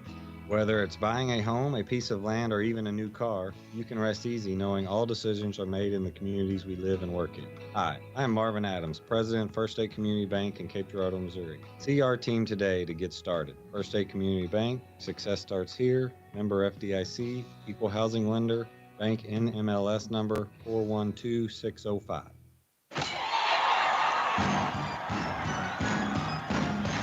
Hi, this is Colin Terry, and you're listening to Saxony Lutheran Crusader Baseball on C106. Into the fifth inning we go, and new pitcher on the mound here for Oakridge is going to be, let's see, number 7, Aaron Fodge takes over on the mound to replace Justin Ward there. And out in left field, Ward is out there, so it's an easy switcheroo for Oakridge defensively here. Aaron Fodge on the mound, and Justin Ward is in left. And batting here with a 9-run lead in the fifth is going to be Jacob Johnson leading off. Then Hunter Hamilton. After that, Drew Haas. Unless Aaron Eubanks bats for himself, as Drew Haas is DHing for him here. We'll see what Coach Sander wants to do with the rest of this game. Fodge delivers his last warm-up pitch. It's fired down to second. Nice throw by the catcher, Grant Meyer. And Jacob Johnson will bat with a single. He also reached on an error and grounded out so far in this game, so he's 1 for 3 in the second game of this doubleheader. And Oakridge will return to their defensive positions and get ready to go here in the fifth. 13-4 lead for Saxony. One more run and a hold would end this game early. And it's the first pitch coming home, Fodge to Johnson. Nice curveball, strike one, inside corner on Jacob Johnson. Johnson wears number 9. Has played all over the field for Saxony the last 2 seasons. Takes one bouncing in low, ball 1. 1-1 here on Jacob Johnson. Saxony Lutheran looking ahead on the schedule. Their next scheduled game is Saturday on the road at East Carter County at 4 p.m. in Elsinore. That's a long ways, folks. Long ways from home. Johnson chops at this one. It's fouled, out of play for strike 2. But rain in the forecast Friday and Saturday may throw that one off of the schedule. Then it would be next Tuesday on the road at Woodland, Thursday on the road at Delta, and Friday on the road at St. Vincent. So 4 road games scheduled, the next 4 for the Crusaders. Breaking pitch sat on, spoiled, and fouled off by Johnson. Still 1-2 here for Jacob. And the Crusaders looking to add to their win total. Inside and missing with that one makes it 2-2. Aaron Fodge, Saxony 8-4 on the year after the win earlier. Oakridge at 2-10 after dropping the game earlier this evening. Johnson shoots one down the third baseline. Backing up is Voles, throwing over and out. Nice play there by Voles, got a good arm. As he backed up on that one, I wasn't sure he was going to be able to get it over there in time, and Cameron Voles retires Jacob Johnson on another ground out there for the first out here in the fifth. And Jackie Chan indeed will bat for himself as he's on deck now behind Hunter Hamilton. Hamilton takes strike 1. And Aaron Eubanks will now bat for himself in the number 6 spot in the lineup, as Haas had been DHing for him here in game 2. Ball 1 to Hamilton. Evens the count at 1-1 on Hunter. 4 RBIs today with 2 doubles. And this one hit high to right field and deep, and dancing backwards to get it is Grayheck. It gets past his glove at the wall, and Hamilton's going to dig in and try to get 3, looking for a triple. Throw comes in late. He slides in. 3 extra base hits today for Hunter Hamilton. What a day that young man is having. McKendry getting a good one as he's advancing to the next level. And now, Jackie Chan, the RBI opportunity after the triple. As Hamilton doubled with 3 RBIs in the second inning when the bases were loaded. Double and an RBI in the third. Now a bases empty triple for Hamilton today. Not a bad night at the office. Jackie Chan hits one, gets past Job Saxey, an RBI single for Aaron Eubanks. And Saxony now 14-4 on top of Oakridge here as Jackie Chan gets the RBI, kung-fuing that thing out there into left field. And on the way up to bat is Wilson Lodge. Lodge a walk, scored a run with that. Other than that, a fly out and a ground out here in game 2. 1 out. Man on first is Aaron Eubanks. Lodge takes a breaking pitch for strike 1. And Aaron Fodge on the mound. Now trying to work around that triple and the single. Back-to-back hits by Saxony. And he brings this one home inside to Lodge. Ball 2. I'm sorry, ball 1. It's 1-1. As the sun goes down and the lights now begin to give us the daylight that we need here to finish this doubleheader out. Ball outside, gets away from the catcher. Eubanks shuffles his way down to second. Blazing speed shown off by Eubanks there, you might say. And Eubanks now at second with 2-1, the count on Lodge.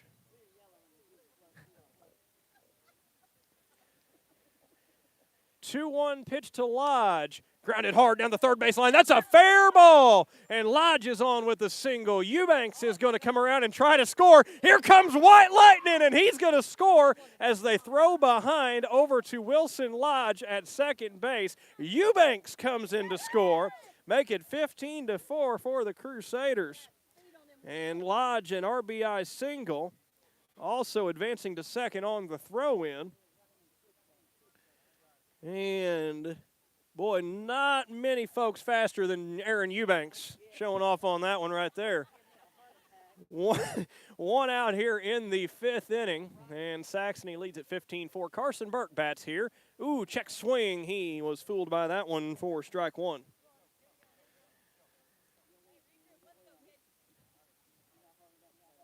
So it's 0-1 with 1 out here. And Wilson Lodge, a good, solid single down that third base line.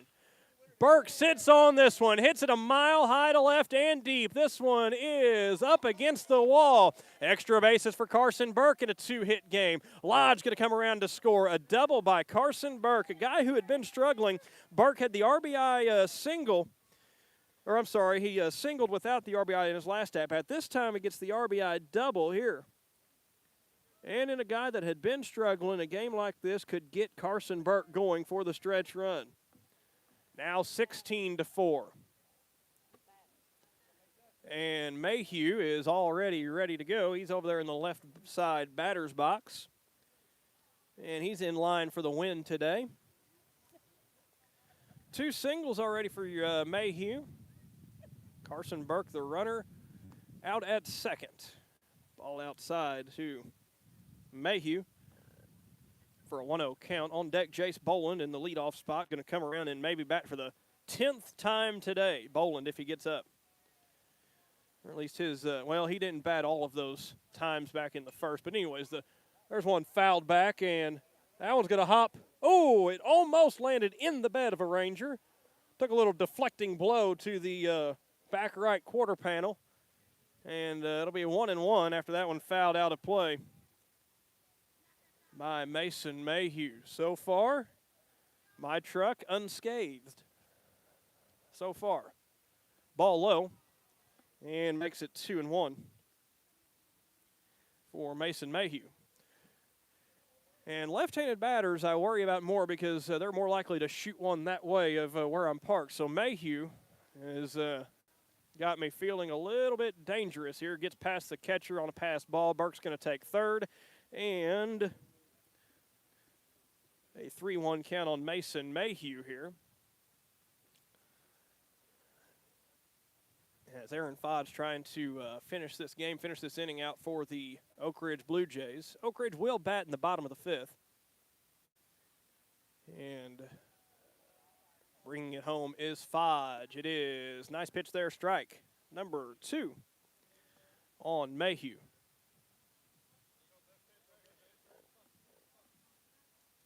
(16-4) the lead. Crusaders in line for win number 9. And we'll hopefully get to play on the road at East Carter on Saturday. Mayhew is punched out looking by Aaron Fodge. That's the second out here in this 5th inning. And Jace Boland will bat. Carson Burke is still on at third after his RBI double. And today, Saxony Lutheran just overpowering this Oakridge pitching staff. That one gets away from the catcher too, but Burke will hold. Bounced in off of the shin guard there of Grant Meyer. Ricocheted over towards Saxony's dugout. Popped up. Kept Burke over there at third. So Boland's ahead 1-0 with 3 RBIs himself here in this game. Had an RBI ground out in the third. Had a 2 RBI single in the second.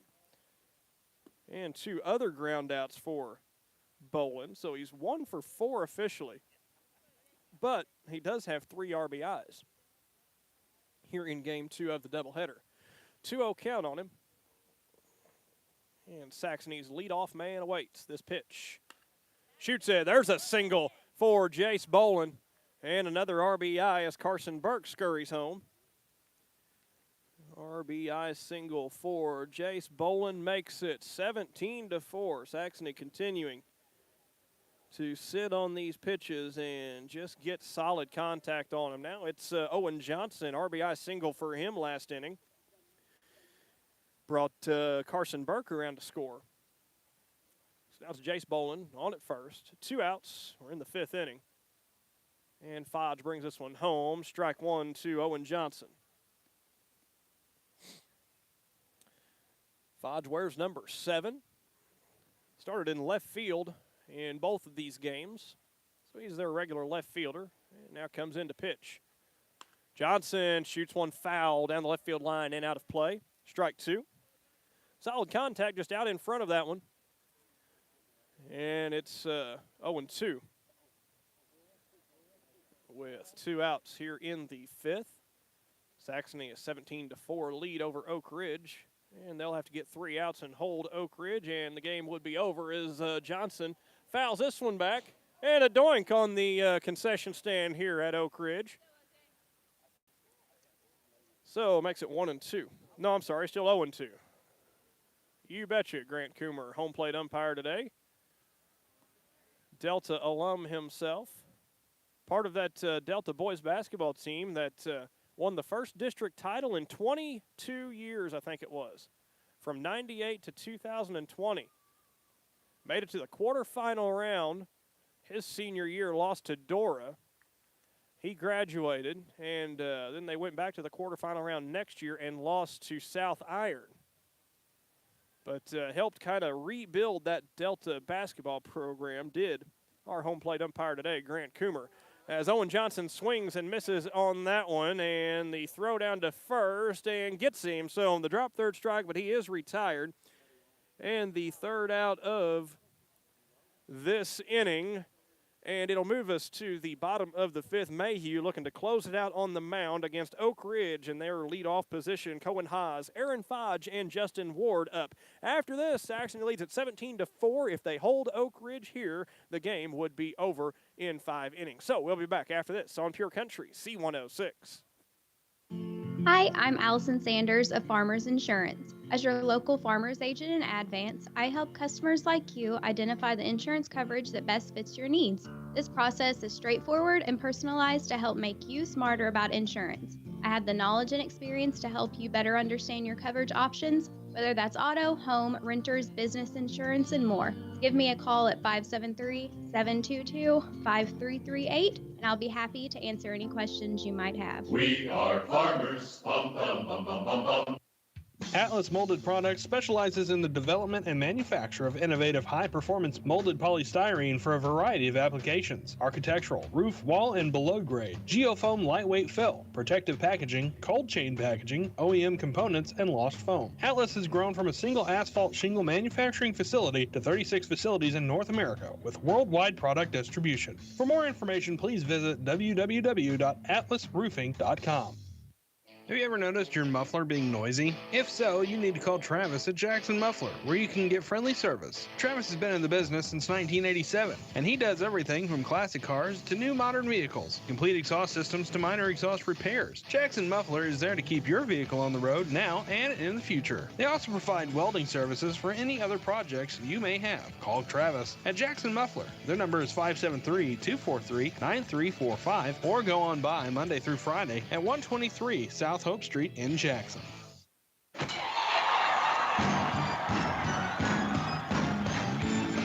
Hi, this is Carson Burke, and you're listening to Saxony Lutheran Crusader Baseball on C106. Into the bottom of the fifth inning, and new man on the mound is going to be Owen Johnson. First time we'll get to see him on the hill, and he'll be throwing to Jacob Johnson behind the plate, so a Johnson and Johnson battery here. Also, Mayhew is over to first, and you've got Aaron Eubanks, Jackie Chan at second base here for the first time in his career. Jace Bowen still at short. Wilson Lodge at third. Hunter Hamilton in left. Gabler still in center, and Carson Burke is in right field. And Cohen Haas will bat here against Owen Johnson. So Johnson will be on the mound for the first time. He's a guy that missed all of last year with injury, now a senior. Mostly a second baseman when he gets opportunities. Pinch hitter coming in for the Crusaders. And now we'll get to see what he's made of on the mound. Give him an opportunity here in a 17-4 lead in the fifth inning. See if he can work his way through this Oakridge lineup and get us out of here in the 10-run rule. First pitch firing inside for, that is ball number one by Owen Johnson.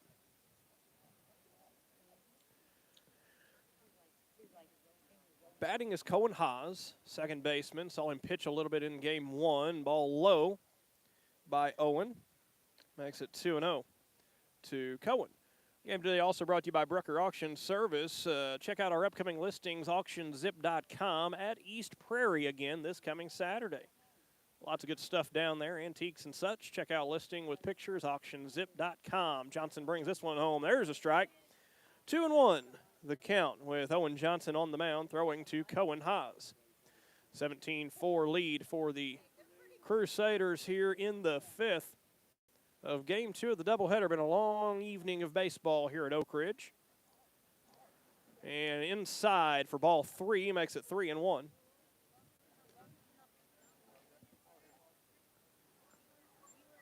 The count on Cohen Haas. 2 strikeouts in this game for Haas. Second baseman for the Oakridge Blue Jays. From the stretch comes Owen Johnson. Takes a breath, brings it home. Strike two, inside corner. Nice pitch there from Johnson. Fills the count at 3-2. And the Crusaders will try to get that game at East Carter on Saturday next. Rainfall may throw that one out. Then 3 games scheduled on the road next week. Woodland, they'll get Delta again. And then St. Vincent on Friday. Struck out looking is Cohen Haas, and Owen Johnson gets first strikeout of his career. And the first man he faces. Now digging in is going to be Aaron Fodge. Started in left field, now on the mound for Oakridge. And it's going to be one out here with Owen Johnson, the pitcher. Jackie Chan is at second base. Mason Mayhew, after 4 innings pitched, gave up those 4 runs. He's over at first base now, but he's in line for the win thanks to lots of run support today. Fodge swings and misses at pitch number 1, makes it strike number 1. It's 0-1. And the next one after a deep breath. Johnson brings it home. It's a curveball.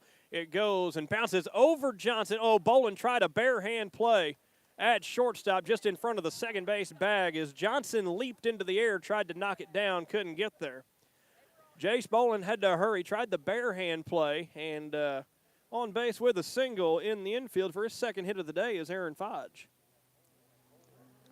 Now batting is Justin Ward. Ward did some pitching in this game, replaced Tyler Bishop earlier, and now is out in left field. For the Blue Jays, fouls one back and out of play, strike one. With one out, a man on first. Jackie Chan looking for the double play ball here. Jace Boland at short would like that too. Johnson gets the sign he wants, the 0-1 pitch. On the way, curveball, nice pitch there. It kind of frightened Ward a little bit there. He ducked as that one came out of Johnson's hand, but it curved back in and found the zone for strike number 2. 0-2 count on Justin Ward. Swings and misses, reaching for that one, and he strikes out. Owen Johnson, 2 strikeouts here, and just that one single so far, but made on first and 2 outs, and now Cameron Voles, he singled and scored back in the third, also grounded out in the second. He's 1 for 2 in this game.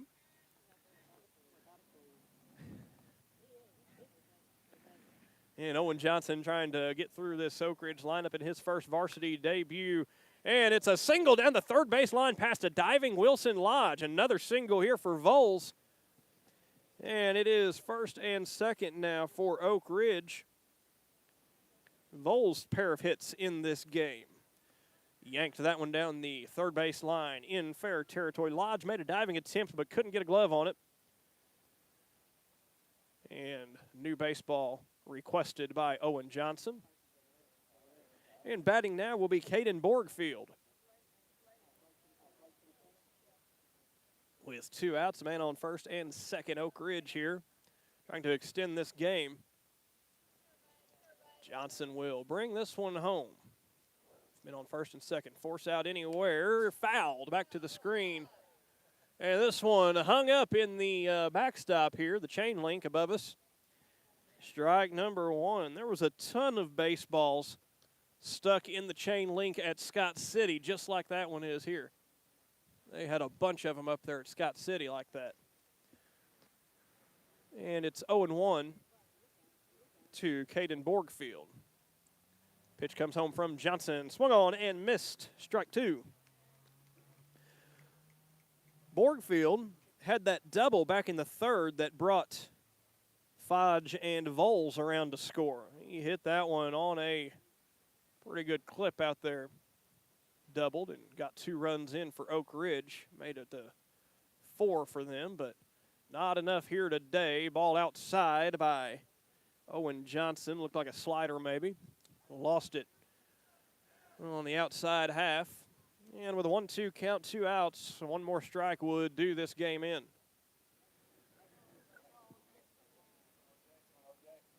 And a 1-2.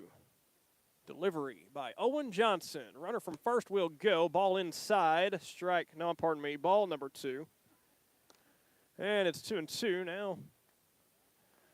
The play is at first for the infield with first base unoccupied, no force. Fodge, the lead man at third. Trailing him is Voles at second. Pitch comes home. Check swing. Grounder to Owen Johnson. He gloves it. He flips it. And out of the inning and out of the game are the Crusaders, winning this one. Final score of 17-4. So the Crusaders today outscore Oakridge 30-4 in the 2 games combined. We will take a quick timeout and be back to chat with Coach Paul Sander about this doubleheader today, and look forward on the schedule as time begins to wind down on the regular season. We'll maybe start to think a little bit about district tournament play upcoming soon.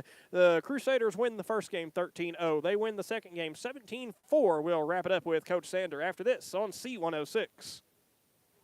This Saturday, Brooker Auction Service will have a nice estate auction at 4145 South 525th Road at East Prairie starting at 9:30. Selling at noon will be guns and a 77 Lincoln Town car, but come out early for lots and lots of nice antique items, including jewel tea dishes, lots of old soda bottles, nice old Crocs, double drain tubs, cast iron pieces, and lots more nice old items. That's this Saturday at East Prairie starting at 9:30. Call 573-794-2682 with questions, and you can view a complete listing with pictures on auctionzip.com.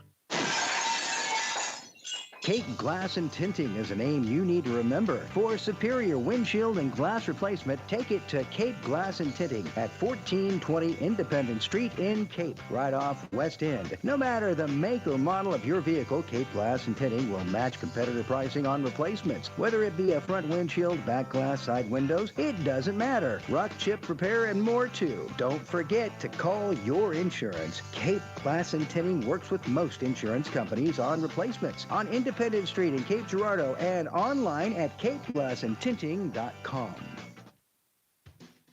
Home insurance is not something you should take lightly. Put your trust in Tim Koenig at Arnsberg Farmers Mutual Insurance Company. He's there to offer you quality insurance over a 7-county region, including Cape Girardeau, Perry, Bollinger, Scott, St. Genevieve, St. Francis, and Madison counties. You'll receive top-notch coverage for your home or farm. Tim is a part of a locally managed mutual insurance company, so you'll always get hometown service. Call Tim Koenig at Arnsberg Farmers Mutual Insurance Company today, 573-547-7294. That's 573-547-7294.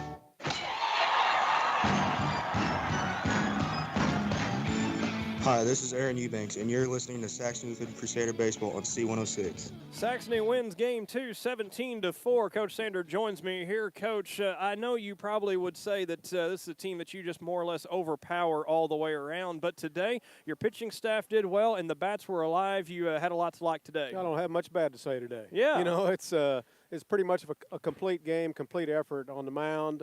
Defensively, again, good. And hitting situationally today, other than both first innings. Sure.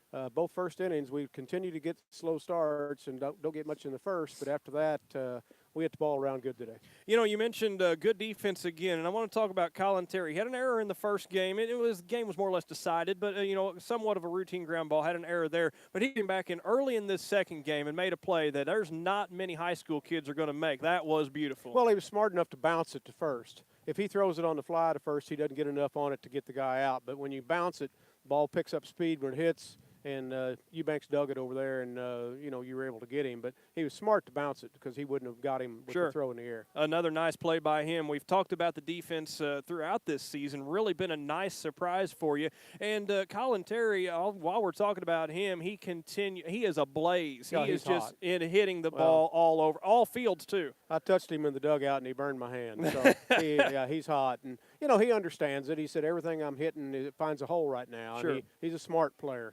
He's going to go on to the next level and be a good player. And he, you know, he understands that while you're hot, you keep it going. And he said, one of these days I'll start hitting the ball hard and I'll be right at somebody. And I said, well, maybe not. Right. You know, but, you know, for right now, everything he's hitting is finding a hole. He's doing really well. Let's go to the first game for just a second. Go for it. Third inning of the first game. It's 1-0. We have a couple guys on, and we hit a hard ground ball to second base. The guy wasn't able to come up with it. It ended up out in the outfield, and we get 9 runs after that. We start hitting the ball. That kid makes that play. Might be a different game. Turns a double play, and it's 1-0 going into the bottom of the third. Might be a different play. Nothing against the kid. I mean, Sure. he tried as hard as he could. But it's that kind of play that opens the gates when they give you more than 3 outs that you have to take advantage of, and we did that time and time and time again today. And that's what you talk about on the other side. You don't want to give guys No. extra outs, and that's where you can see it illustrated whenever Oakridge gave you an extra out or two there. Yeah, right. You took advantage, put a 9 Right. spot on in that inning. Right, and then in the second game, you know, we had a 3-0 lead, and, you know, we were doing okay, and then Hunter Hamilton came up and plugged the gap, and cleared the bases big. You know, that set the tone for that game. Instead of 3-0 going into the bottom of the going into the bottom of the inning, it's 6-0, and that's a huge difference. I mean, 6-0, 3-0, it's like night and day. So especially because they grabbed 2 after that in the next half. So it would have been 3-2. So big hit there, and then we followed. You know, it just seems like when we open the gate and we get a nice hit like that, good things happen after that. So situationally today, it was good, really good.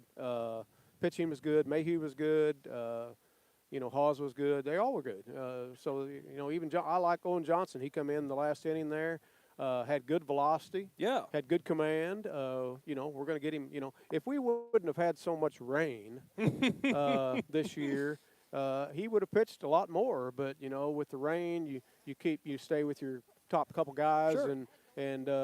But today he got a chance for an inning. He'll get another chance. Hopefully if we get some more games in, he'll get another shot or two. And it was an overall good team effort today. And we need wins. We need pile-up wins before the district meeting and see where we fall there. And so we took care of business today. You bet.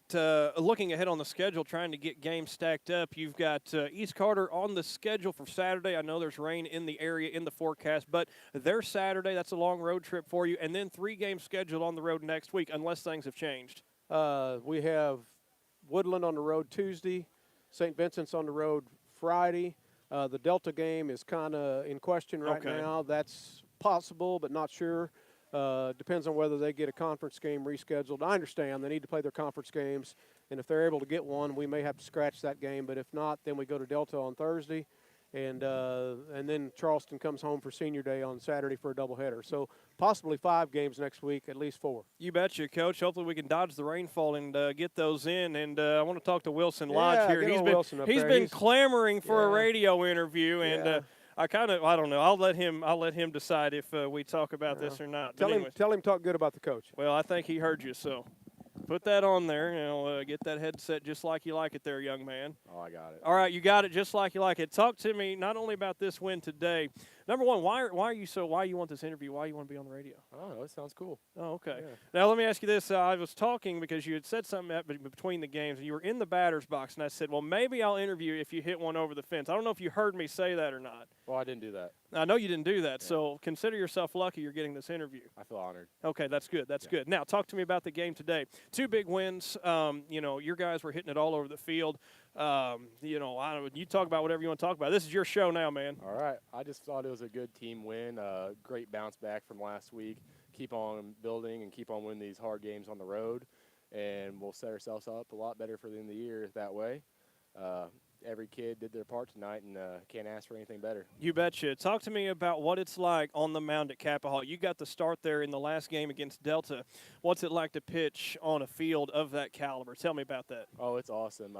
You don't get a better field or a better chance than that. The conditions are always great, and I can't ask for anything better than that. You betcha. Going on next season, basketball player yourself, Division III Illinois College. Talk to me about that process a little bit. Oh, it's going to be a lot of fun. Got a couple camps this summer that I'll have to go to, but I'm really looking forward to continuing my basketball career and play some college ball. I came and watched you all play. The only game I saw you play in your basketball career was against Bernie. It was your all's home game late in the season. Bernie ended up going to the Final Four in Class 2, and you gave them everything they wanted at home. That was a fun game to watch. And then I saw you cheering on Bernie at the Final Four. Oh, yeah. It was a great game at home. They only had 1 loss at that point. Mm-hmm. I had to step out of my comfort zone a little bit, play more of a guard position, and that was a lot of fun. It worked out. Unfortunately, we made a couple bad plays at the end, but can't be perfect all the time. But we actually went down to Dexter and watched the, I guess those district championships for Class. They're Class 2. Yeah, Class 2, and met up with all them Bernie guys there and started talking, and they invited us to come watch their semifinals and all that. And after seeing them hit 2 big game-winning shots, we were like, well, we're going down to Springfield now. Yeah. That was a ton of fun. Got to see my Delta Bobcats out there, too, myself. But anyways, what else you want to talk about today?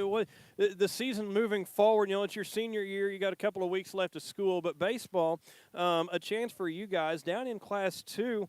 Last year Kelly knocked you out in the district championship, so you don't get the rematch with them possibly in the playoffs. But in Class 2, your district, there's some opportunity there for you guys. Yeah, there really is. We have a really good chance. I mean, we're one of the bigger Class 2s, if not the biggest, I guess.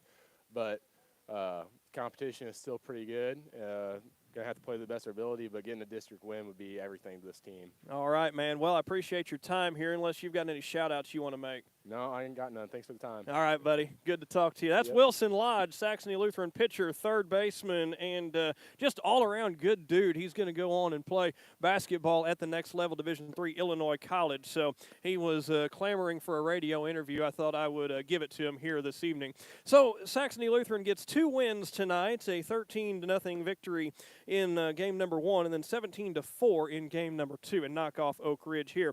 Thanks to True Pro Kristen Dawkins and also Randall Lee back at the radio station keeping me on the air this evening. We'll get you into Bluegrass now as we pass 8 o'clock. Saxony, a pair of wins today, moves their record to 9-4. Next scheduled game is Saturday on the road, 4 p.m. at East Carter. If not, we may have to wait until next week to get the next game. So, repeating the final, 13-0 and 17-4. Saxony sweeps the doubleheader at Oakridge this evening. I'm Matt Brooker. You heard it on C106.